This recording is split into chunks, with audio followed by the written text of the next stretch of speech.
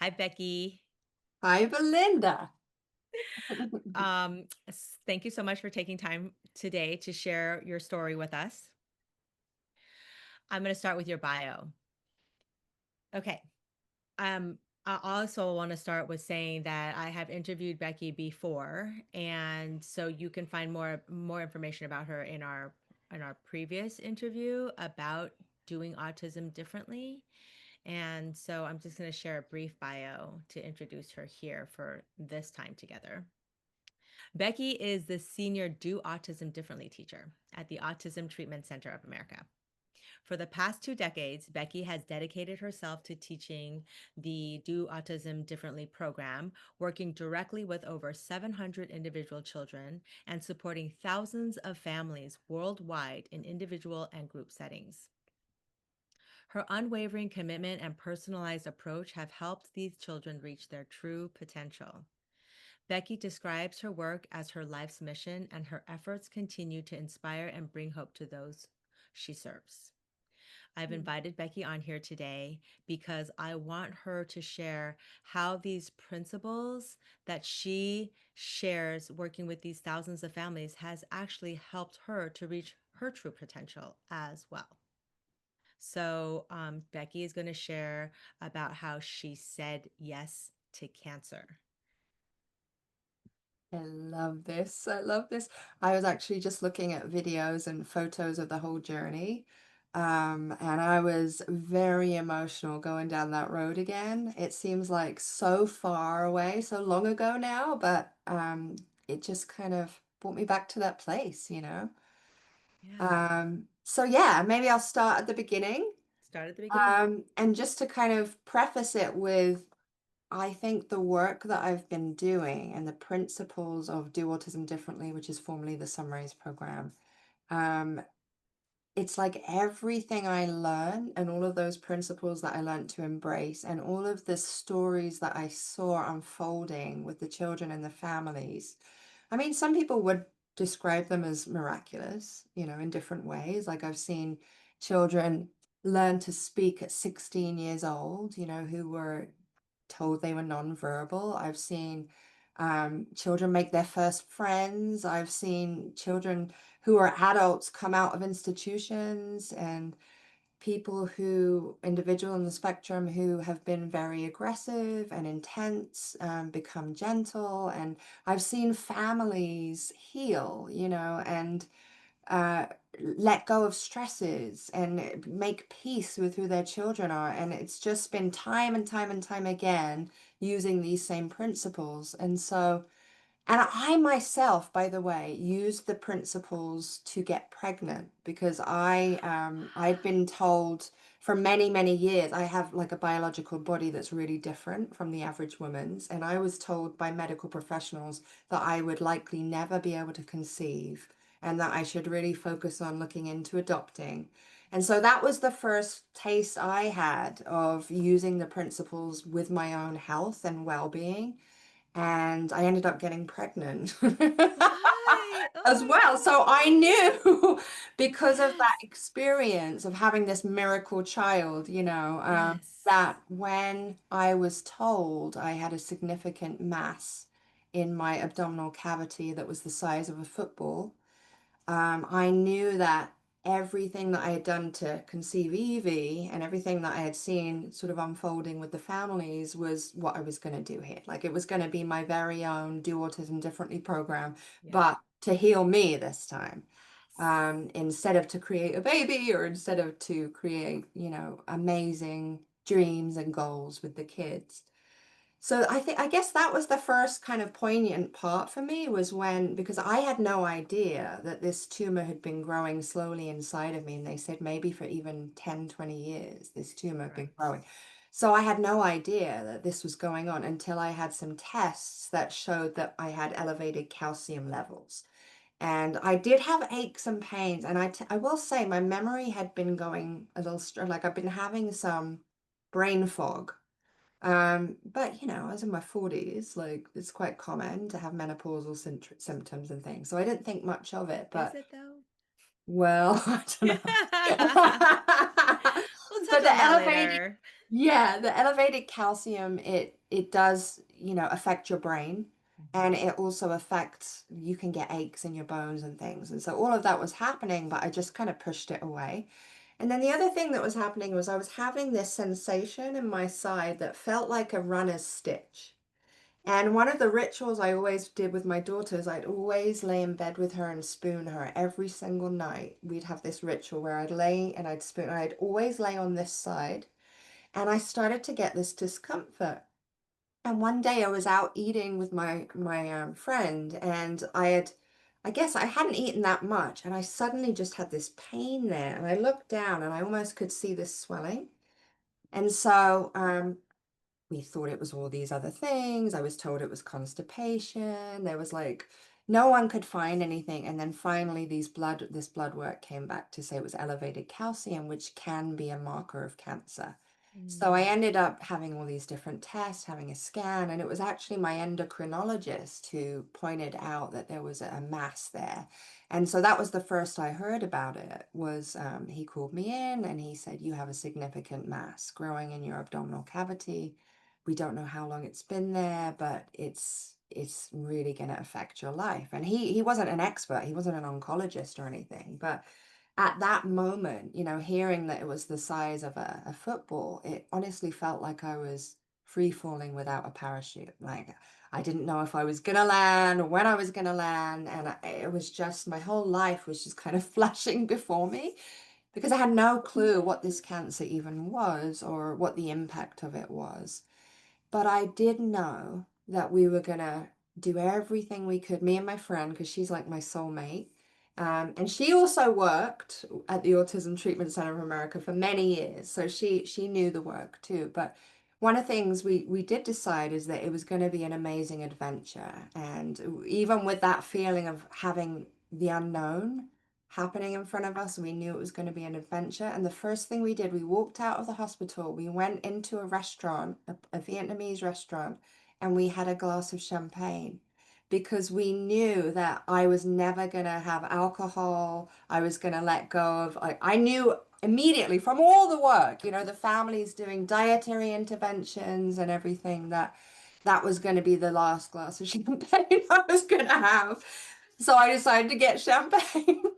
And we did a cheers and we said, look, we have no idea what's going to unfold now, but we're going to use this as like a celebration of, a healing adventure. And you knew that you were going to do things differently. I knew it. We knew everything had changed. Like life was never going to be the same. We didn't know a prognosis or anything at that point, but we knew it was going to be radical changes. And instead of seeing it as, oh my gosh, like we have to beat this, we have to fight this, like this is a battle. It was immediately, we had a mantra that we used, which was thank you, I am blessed. Thank you, I am blessed. And that was, the work from the Autism Treatment Center of America, that was how it started, was seeing the little boy with severe autism as a gift and a blessing and not as a curse, or a terrible thing. And I tell you what, Belinda, that my physiology, I could even feel my physiology changing just by saying thank you. Because the first I heard was like I wanted to say, oh no, Mm. no, stop, and which is a resistance, right? When you Yes. think about what that's doing inside in your body, in your cell, you're telling your body to resist and fight and push. And so just to say yes, first of all, yes, it goes inwards, like you can feel it, you're welcoming something. Then to say thank you. Yeah. Thank you, universe. Thank you, body. Thank you, cancer. This is going to be, you're there. Like cancer is actually a naturally occurring thing, even though it can kill people.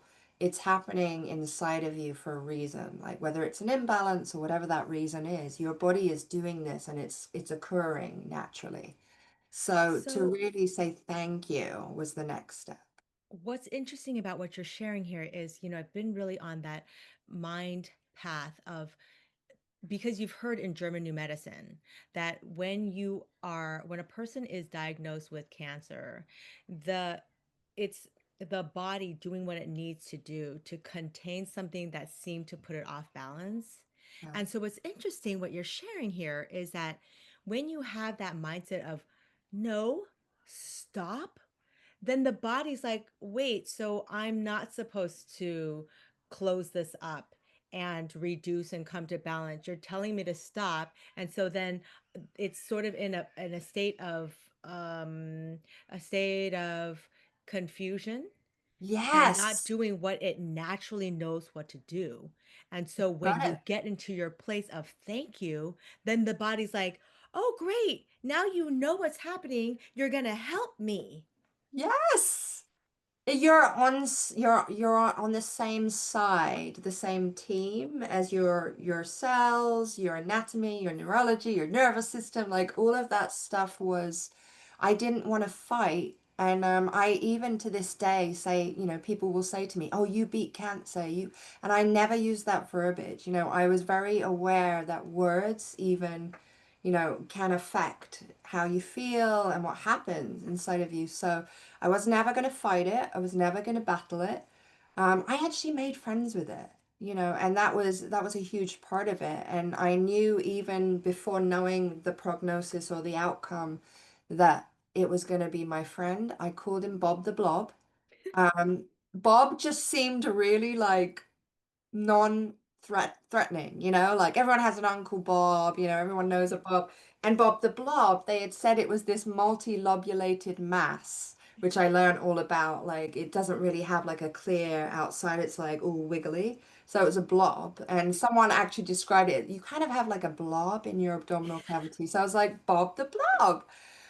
Later, I would write a letter to Bob the Blob. I wrote a love letter to him because I really believe that Bob the Blob was not going to be with me for life, that he was going to go on to bigger and better things, whether that would be research or something, helping others. But so I wrote a love letter to him, and that's part of the healing was getting very specific with even what I was going to tell my body. So we did mantras, we did meditations, visualizations, and writing a letter to Bob the Blob was almost like it was a goodbye letter, but it was also thanking him very specifically for what he had taught me, which was to be more present, to be more joyous, to know that you never have a guarantee of whether you're going to wake up the next day, and to get my affairs in order. I was actually for the first time in my life writing a will, and really looking at the idea that I might never see my 7-year-old again if I was going to get it removed, because there was such a risk of having it removed. It was a life-saving surgery, but it was also a life risk surgery because if I hadn't have intervened, it would have kept growing. And I was told by an amazing surgeon and oncologist that it probably would have grown and I would have had about 10 years left if I didn't intervene. So it was eventually going to kill me anyway. So to me, like having a surgery had a huge risk, but it was also possibly going to save my life at the same Yeah. time. So the love letter was in service to thanking it, making friends with it, being very specific. And we actually asked in the letter, I say we because I had tons of support. Like I had tons of Yeah. people cheering me on for this, and they all gave me ideas, and I did not do this alone. Another huge part of running a Do Autism Differently program is we encourage families to create a support team around them of people who are really rowing on in the same Right. direction Right. and really get it, and Right. understand. So, with the help of some amazing friends, we wrote this letter and we said something like, and I wish I could find it. I was looking for it, I can't find it, but it said something like, "Dear Bob, um, when the surgeon removes you, you're going to kindly and peacefully let go of my spleen, my pancreas, my adrenal gland, and my kidney, because that was all the places that it was affecting. Mhm. And you're going to release from my portal vein. There's a main vein called the portal vein where it was actually growing inside of the vein as well. And so it was really, really detailed and specific, but it was a love letter, and I will always affectionately refer to him as Bob the Blob. Yeah. Yeah, because he saved your life. He did. And he taught me so many things as Yeah. well. So, yeah, and then I guess the next place of it was finding clarity in what it was and trying to find expert help because the very first surgeon that I saw seemed clueless. And he said he'd never done a surgery like this. He wasn't familiar with the cancer that it was. It was a rare type of cancer. And he said, I don't feel confident about doing this surgery. And so I was like, I'm not going to go to you then. Thank you for your honesty. Yes, exactly. The second surgeon was amazing too, but he was gonna probably take out my whole pancreas, which would have left me as a diabetic on insulin for the rest of my life. And he was also going to take out my gallbladder. And so I was like, I am going to actually go for a third opinion because maybe there's someone else. And I just found this amazing surgeon who aligned with everything that I believed. He had a spiritual nature to him.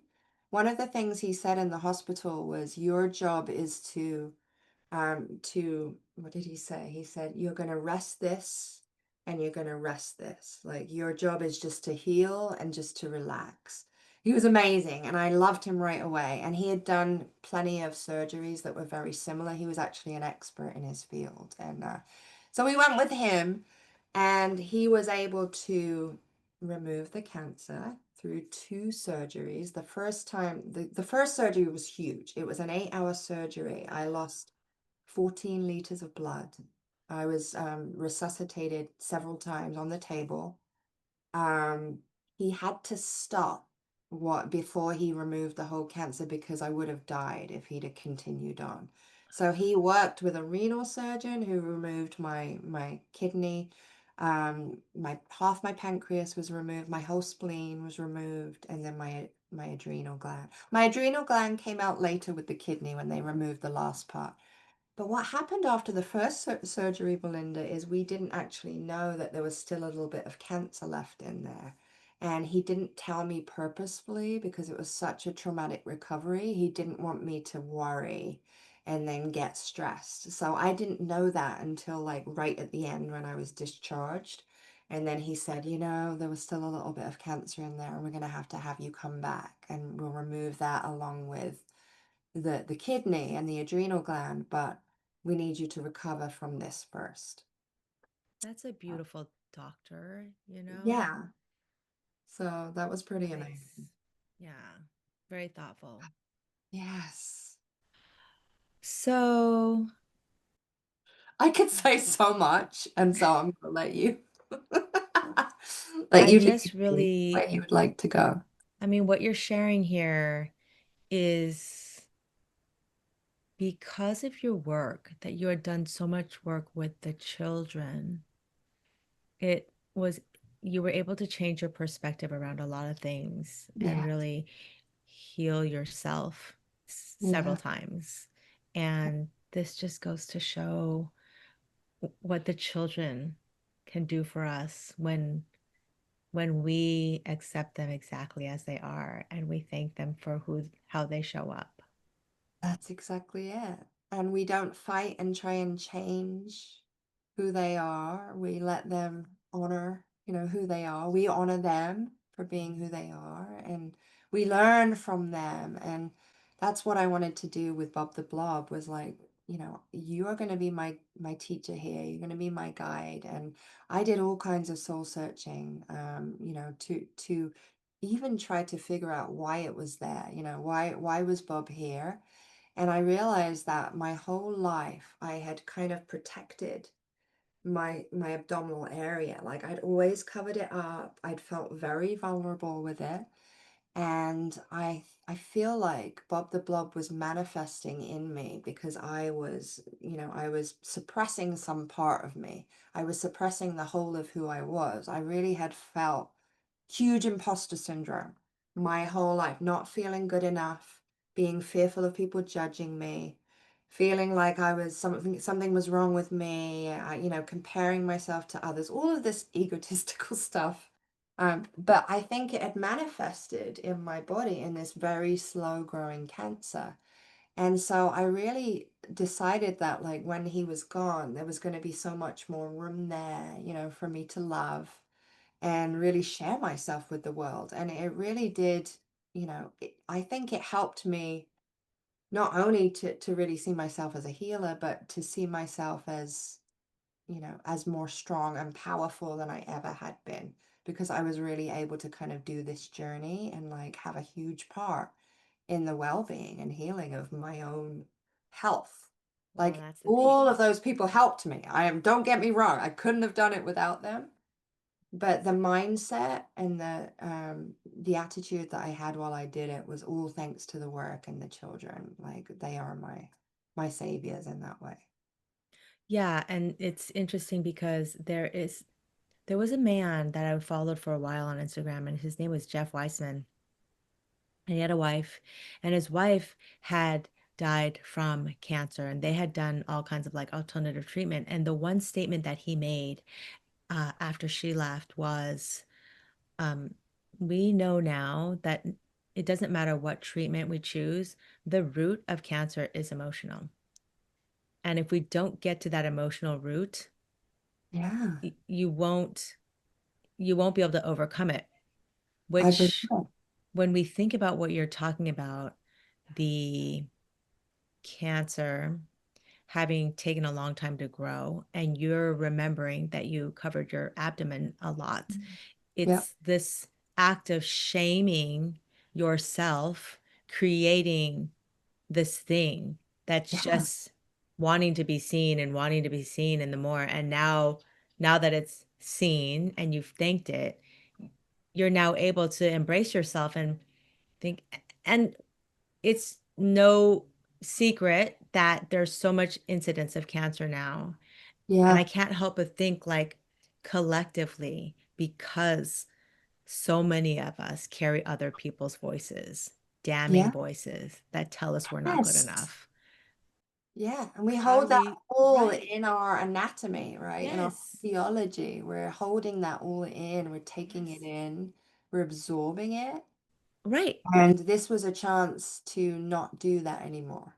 And so I was like, thank goodness, thank goodness for Pop the Blob to come and really teach me Thank these goodness for things. Bob the Blob and the letter Yeah. that you wrote him, that he's going to be a teacher, and he has been a teacher, and he continues Yeah. to be a teacher, because your story is not just applicable to a cancer diagnosis. It's when you break your foot, you break an arm, you fall, you have consistent chronic something. Yeah. What are you ignoring in your emotional self? It's Yes. that. That's it. You hit the nail on the head. Now, my own mum died of cancer in 2012, and so it's one of the things that I think is wild that I had cancer at the same time as she had cancer. So that blows my mind.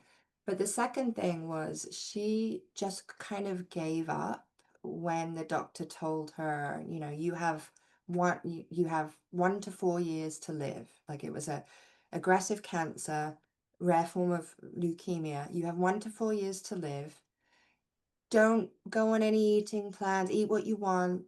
It was this attitude was you're gonna die, enjoy your life, don't look into anything else, just do some chemotherapy and like hopefully it will prolong your life. And I actually saw my mom declining like hugely, and I had all these beliefs that it was the chemotherapy that had done it instead of the actual cancer killing her. And I just know that even though doing that probably prolonged her life by a few months in the end, that the toll that it took on her, like it was crazy. Like she wasted away, she got sunk in, and I knew that even though I tried to help her with dietary intervention and different naturopathic treatments that I had seen to work with some of the families that I'd work with, she really didn't want to hear it.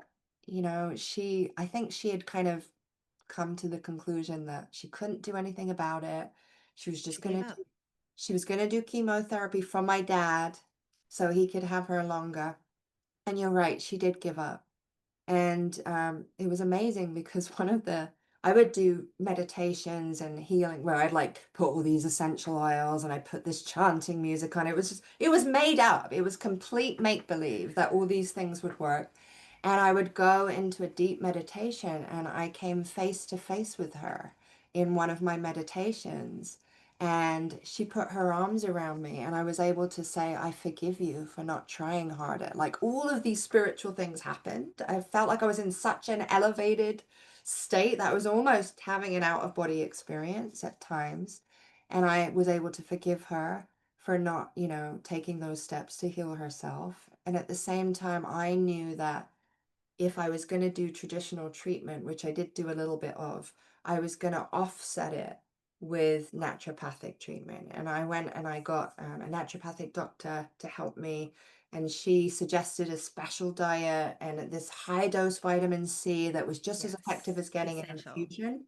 And so we bought all this equipment and we like made this vitamin C and we were like cooking bone broth and eating. I was eating like, organ meats and like all these things. Like at times I couldn't even stomach the organ meats, but it was offsetting some of the traditional medications. And I really felt like that was supporting my body while at the same time going to experts in the field, not doing it all myself, but kind of not if I was gonna, be recovering and, using the medication, which actually saved my life. Like when I was in hospital and I had my first surgery, I got an infection in the hospital and I got blood clots on my lungs. That was actually more challenging than the cancer, like leading up until then, because I nearly died in the hospital.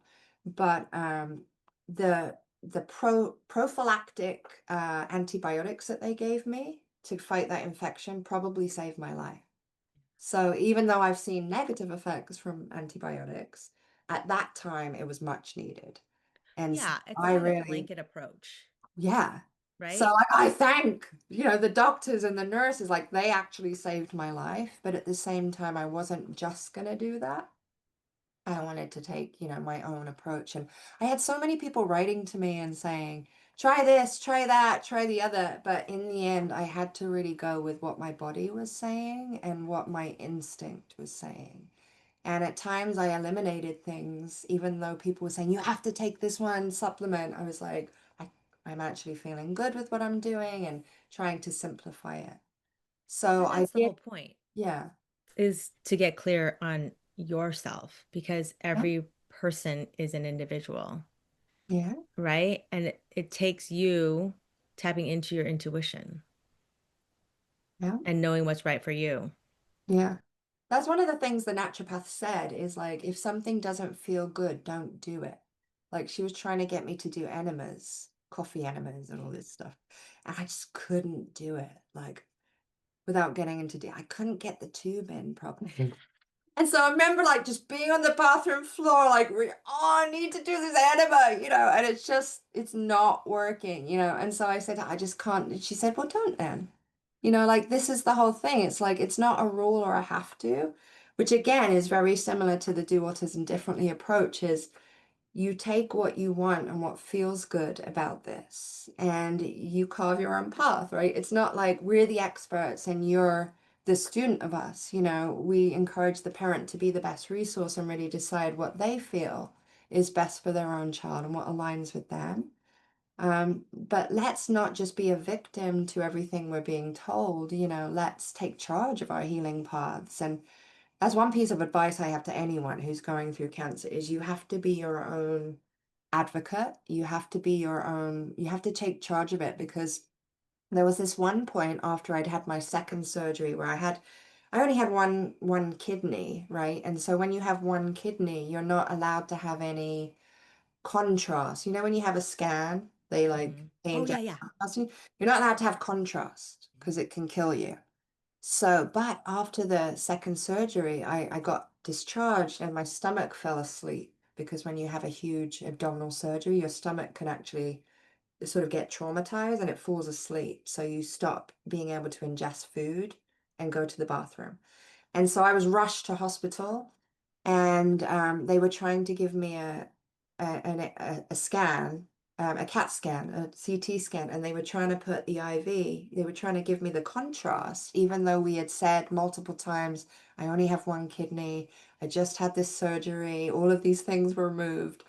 And I was at the point of going into the CT machine and they were trying to put contrast in. I was like, hold on a minute, you're trying to put contrast. I only have one kidney. And they were like, oh my gosh. And they stopped it all. And they were like, she only has one kidney, she can't have the contrast. But they would have done that, and that was all in the records. But you have to speak up. You have to advocate for yourself. Absolutely. And I feel like the story that you're telling me, people who get cancer maybe need to advocate for themselves and have had to advocate for themselves Yeah. a good portion of their lives. Yeah. Also, when you're telling me the story about your mother being diagnosed with cancer, it triggers me because I cannot stomach when doctors feel like they have the right to give you a timeline of how long Mhm. you're going to live. Yeah. And I think it does the person in front of them a disservice. And Yeah. as a patient, you are doing yourself a disservice if you are going to allow that sort of gall Yeah. to affect your mindset. Yeah. Absolutely. It can really do a number on you. Because They when she don't was, know. they don't know. And that's another thing is you can't guarantee that something will happen just because it's happened before, right? Every person is different. Every situation is unique. I mean, just like we can't know exactly what all the factors were that I actually made it and I survived. We can't possibly know that. But at the same time, we cannot make up ahead of time what exactly is going to happen, right? There's no guarantees. And if it hasn't happened yet, how do you know it's not, it's not going to have a different outcome? Right. So that was the marriage. One of the things that kept me grounded was like, I believe I'm going to live. I believe I'm going to heal. And that is so strong. And so I could see it, in all the visualizations and meditations and the letters and the specificity. I could really see that happening, me living and me surviving and having a beautiful future. But at the same time, I knew that that wasn't a guarantee. So I made peace with dying. And that was one of the most challenging things. Not for me necessarily, because I was never scared of dying. I've never been the type of person who was frightened of dying.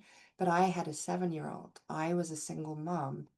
And the thought of leaving my daughter, and going to hospital and not coming back, that was really scary. So it wasn't really about me. It was more like, how is she going to cope? And so I had to even explore that, like really go to the deepest, darkest place inside of me of how will she cope without me? And that's why I had the clarity to write the will and get all my affairs in order.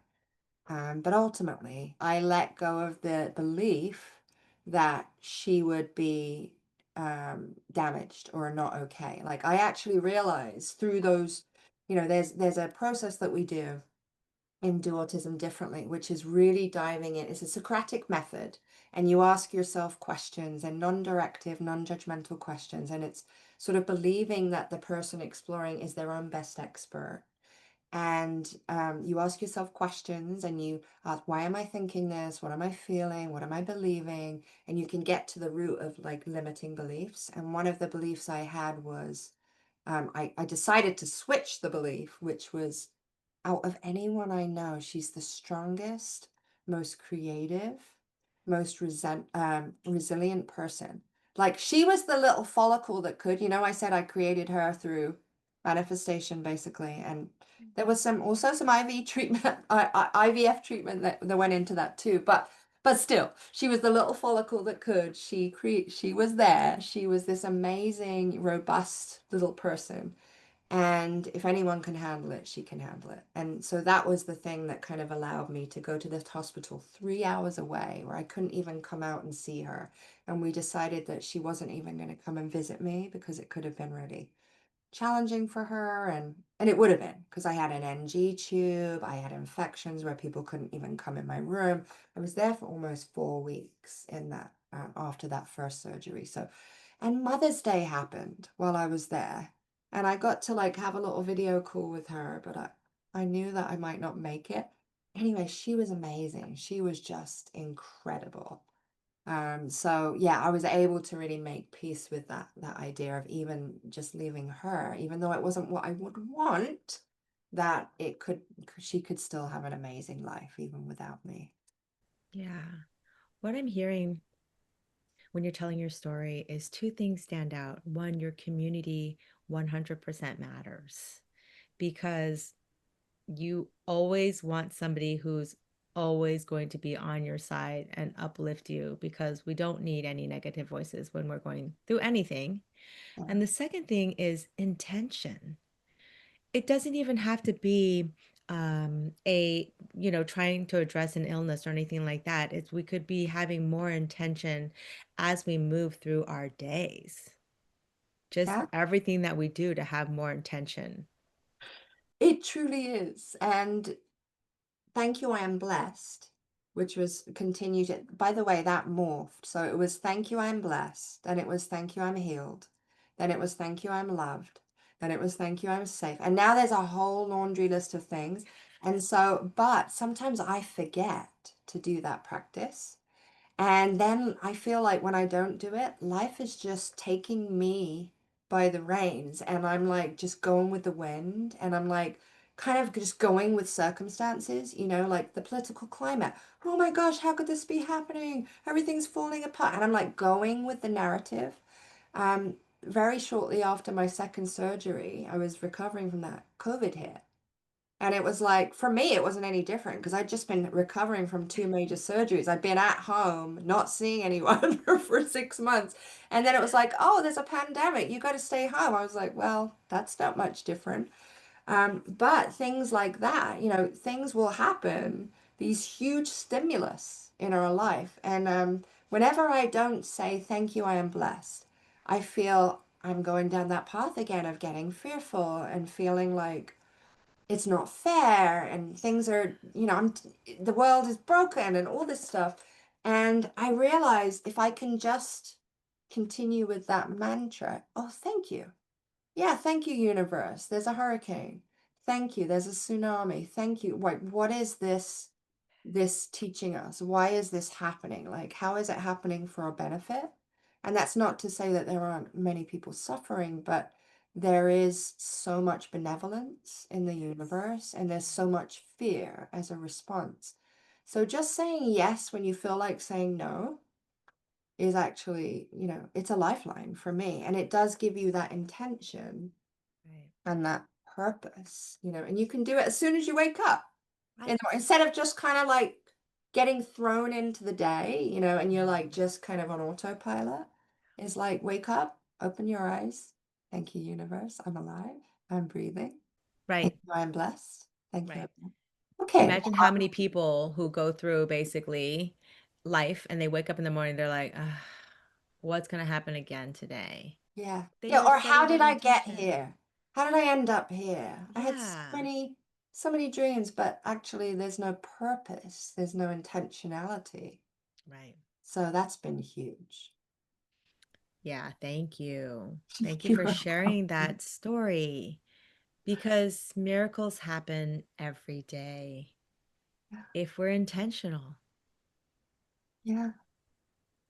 Yeah, and 5 years on, well, now it's 7 years on, but officially they said, after 5 years, if you have a scan and there's no recurrence, because this cancer is renowned for recurring, particularly Mhm. this cancer, but um, that if it's 5 years, you are officially cured, So I always believed I was healed because I knew even if there was recurrence of cancer again, I had healed the things that I needed to heal. Right. So I knew I could handle it if it Yeah. happened again.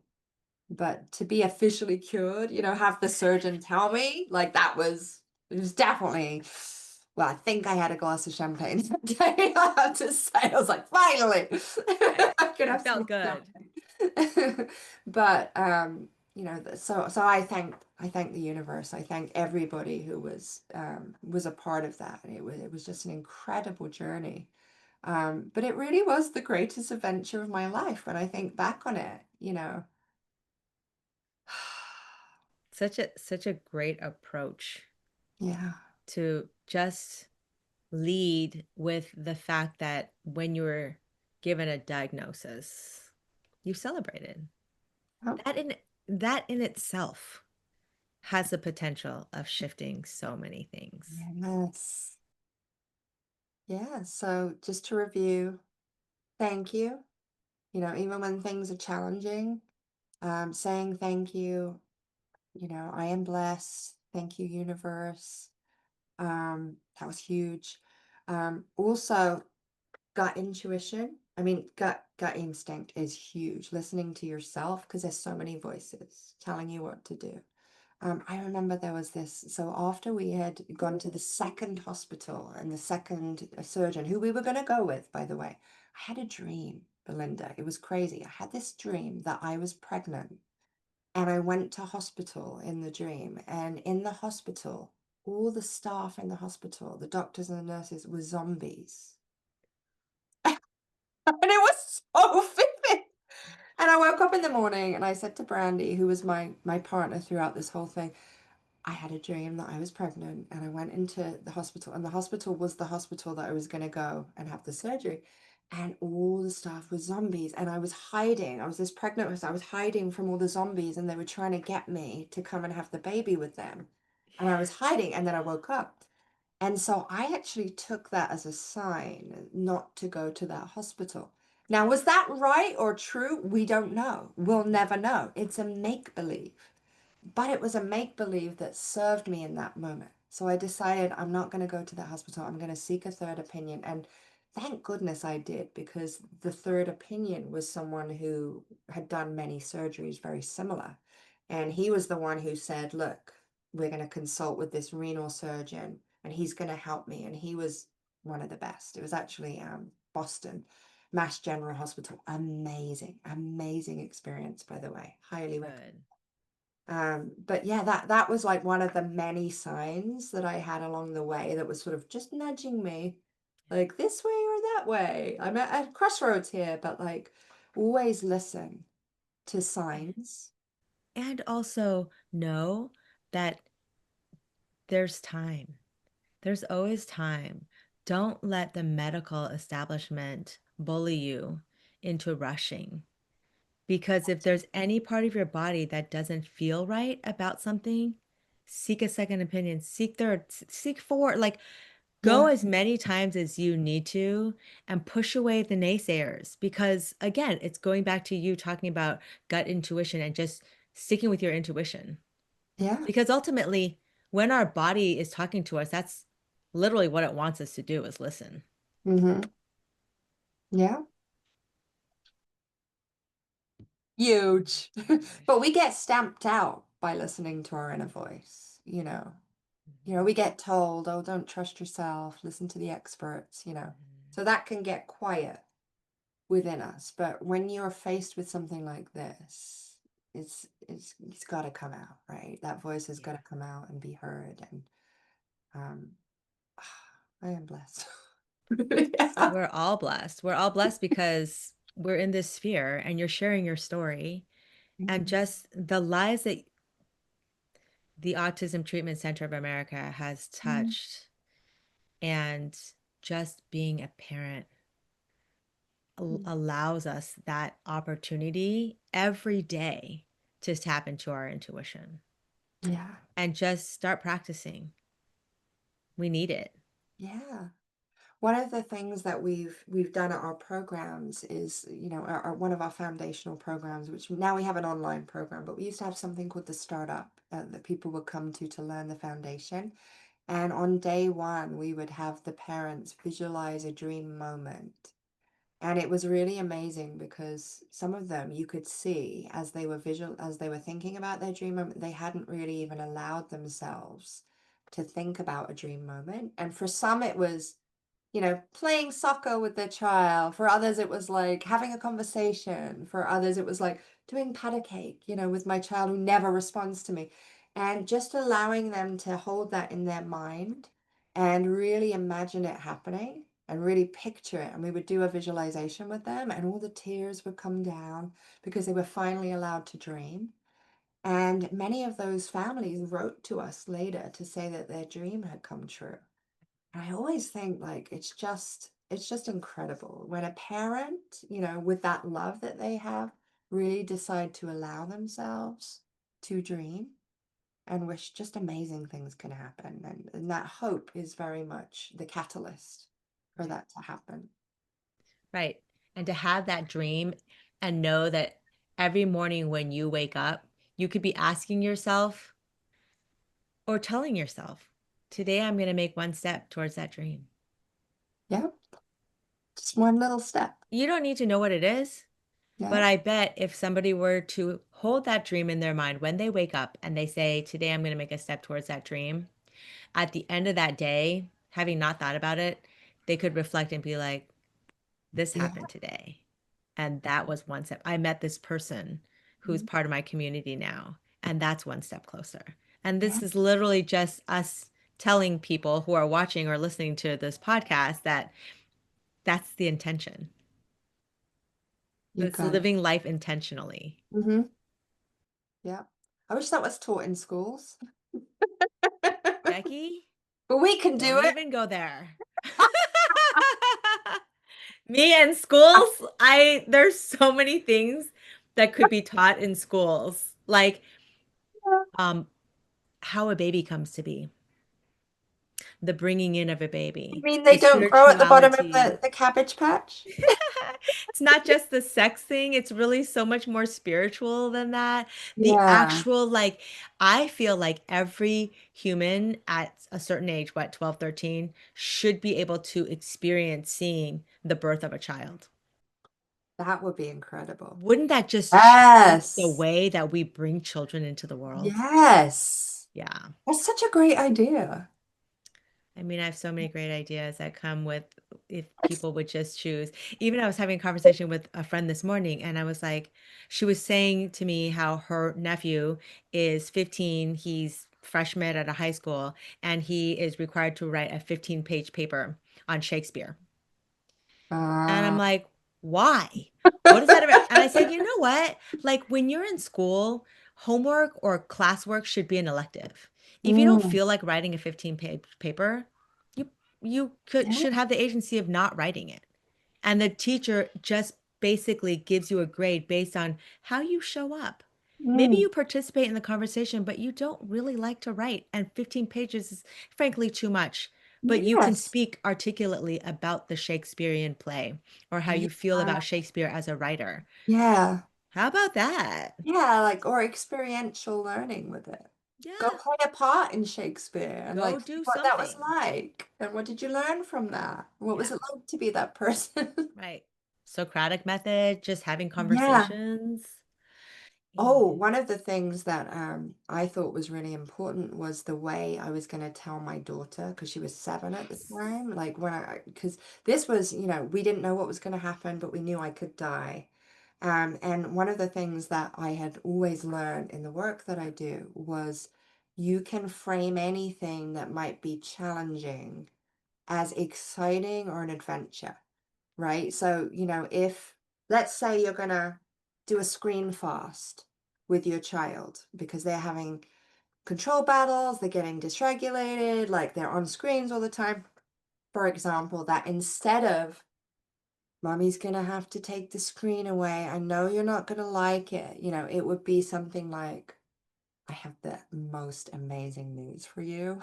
Something really exciting is about to go down in this household. You know how we're all on our devices all the time? We've decided we actually want to connect more with you. We want to spend more time with you. And we all want to have more playtime and more fun. Oh my gosh. So, guess what? We're going to actually not have screens for a week. It's going to be exciting. Dad, high five. Oh my gosh. I can't wait for this adventure, right? So, that's been how we always framed things, instead of you're already like going into that negative kind of belief that you have, you're scared, you're hesitant, you're treading on eggshells, and then ultimately that child picks up right on that, that groundwork that you're laying down, they know, and they already have your number. So I got together with my teachers here, and they really helped me find a way to tell Evie. And at that time, she seemed super young, so I said something like, look, I want to tell you something. about what's going on, because I've been going to the hospital and going to the doctor. I've been getting this pain in my side. And I wanted to tell you about something that happens in your body, right? You know how, like, your hair grows out of your head and your fingernails grow out of your fingers, right? Those are supposed to happen. So your hair's supposed to grow out of your head. Your fingernails are supposed to grow out of your fingers. You know that, right? And she's like, yeah. So she's right along with me, right? And I say, well, mommy has something growing in her that's not supposed to be there, right? So just like, can you imagine if your hair was growing out of your fingernail and your nails were growing out of your hair? Like, wouldn't that wouldn't be right, right?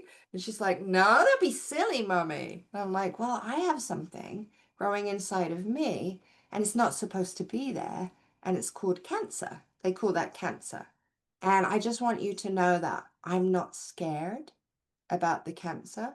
I'm not worried about the cancer. I'm actually going to make friends with the cancer. I've actually called him something, called him Bob the Blob. So come over here. Let's put our hands on where Bob the Blob is. Let's imagine Bob the Blob is here. He's not really supposed to be there, so we're going to ask him to leave. And it was that kind of thing. But just starting out like that, instead of starting out with a fear-based, dark heaviness. You know, I have friends who had cancer in their family. Their parents died of cancer and were never told. Like, no one ever talked about it. Or it was all doom and gloom and terrible, right? So that was just something I wanted to throw in there. Was how you talk about things like that matter. And there was one situation where I called the school, and they were doing something at Evie, my daughter's school, where it was like a backpack scheme, and it was like families who are in need could get a special backpack, and it had food and things in it. It was like for needy families. And so they had told me, you can probably apply if you have health challenges. So I called them up and I said, we're going to sign up for the backpack gift because I'm going through cancer right now. And I had the woman on speakerphone at the school, and Evie was there. And she said, oh no, I'm so sorry. That was the first thing she said. And so after I had that phone call, I turned to Evie and I said, do you remember how just now I was on the phone and I said to somebody that I have cancer? And the first thing they said was, oh no, I'm so sorry. I said, well, people get themselves really uncomfortable when, it's anything to do with health or cancer. Like, cancer is a bad word for some people. But I just want you to know it's not a bad word in our house. And we can talk about this.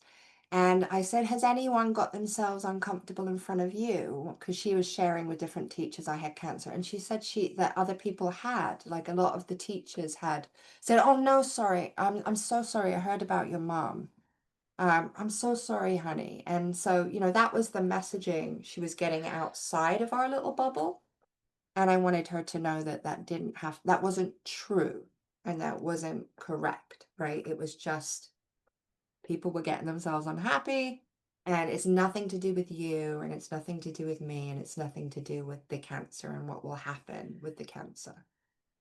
So I know you very much align to that, right? Like, because you're so child-led in your approach. But we really paint the picture. We sell our kids beliefs, and we sell them perspectives, and we teach them that. We teach them it's bad, or we teach them it's wonderful and a blessing, right? Yeah. We And teach them that you should be scared and this is something to feel sorry about, or that there's an opportunity in this and it could be a wonderful thing. We teach them judgments. yeah. Yeah. And you basically, she's learning by your modeling. She's going to have such a different approach to health and well-being Yeah. because of how you've shown up.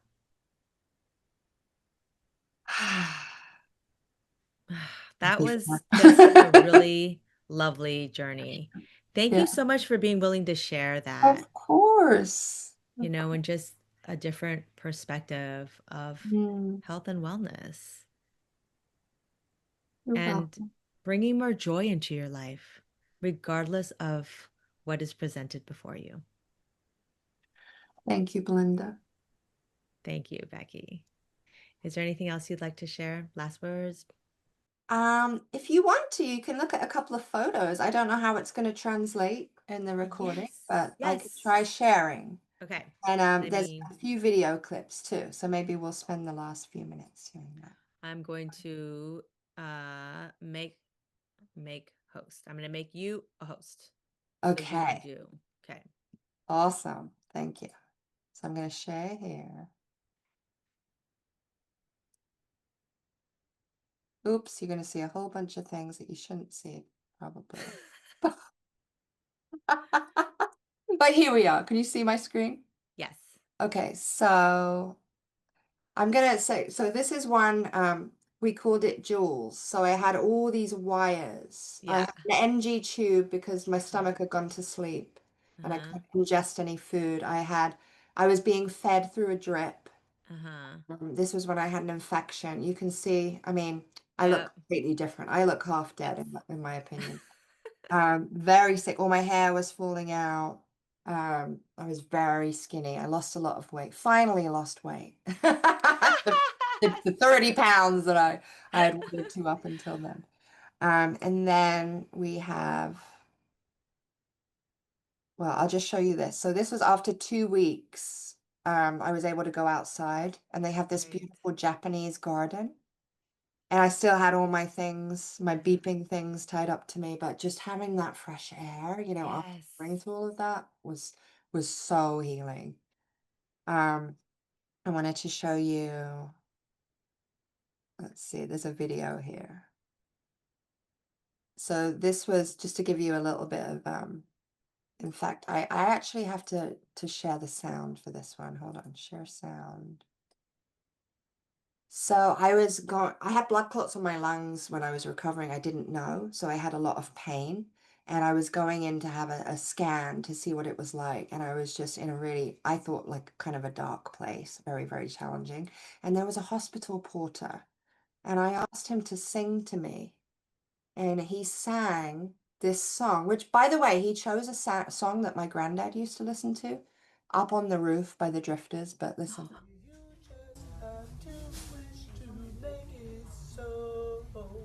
Let's go up on the roof.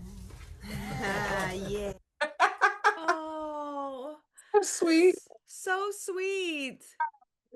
And then I'll show you. So after I had the infection, my my people weren't allowed to come in to my hospital room, so they'd have to wear hazmat suits and things because I was in a really vulnerable place.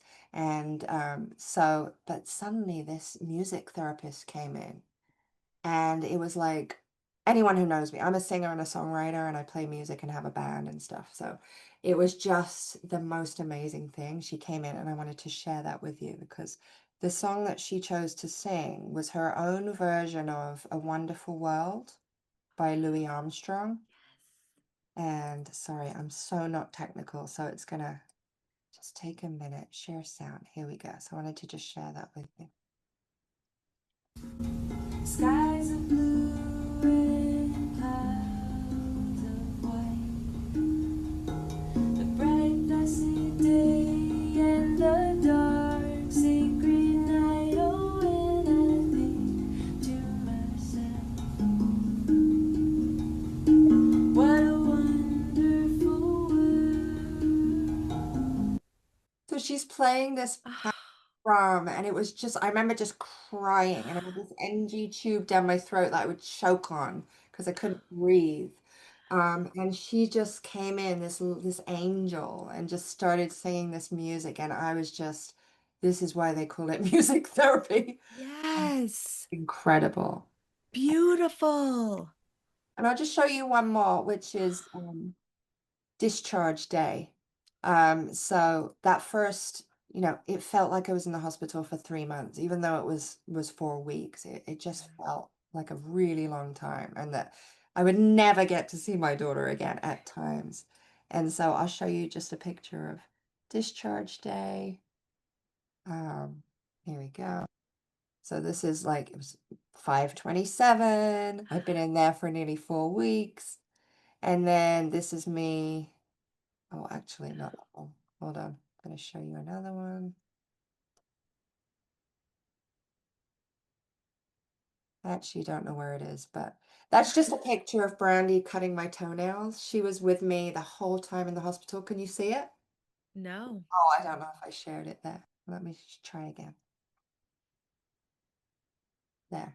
So she's cutting my toe. She was the most amazing, Oh. would pick up things and cover me up when I was cold and like rub ice chips on my lips. And she didn't Oh. know I was taking this photo, but like it was just her cutting my toenails, which was such a small act. Yes. We've been in a hospital for 4 weeks. Yeah. Toenails get really long. Yeah. And she's just like really giving everything. It's just incredible. And there's another picture too, but it's just me coming home and hugging my daughter. But Oh, think we've spent enough time. so sweet. Yeah, Everything that you've shared, even just the little nuggets of kindness that strangers and friends have extended. yeah, It's so we're worth it. yeah. And the nurses are just, I mean, they're just incredible. You know, like some of the things that had an infection, so I was like at one point hallucinating. You know, and so I was just like, I thought I was in Macy's. It's really like the strange thing. Thought I was in Macy's. I thought that there was a door that went out to the hotel. I was like saying, there's a hotel through there, and I'm in this special posh part side of the hotel. So I was saying all these strange things, you know, and the nurse is just like, they're just there listening, like humoring you. Oh yeah, you're in the posh part of the hotel. Just so wonderful. The staff were amazing. So. Wow. Yeah, That- so many angels. So many angels. We're surrounded by them. And also, we can be the angels too. Yes, Yeah. love that. Thank you, Becky. Thank you for I your think you're story. an angel. I think you've Thank you.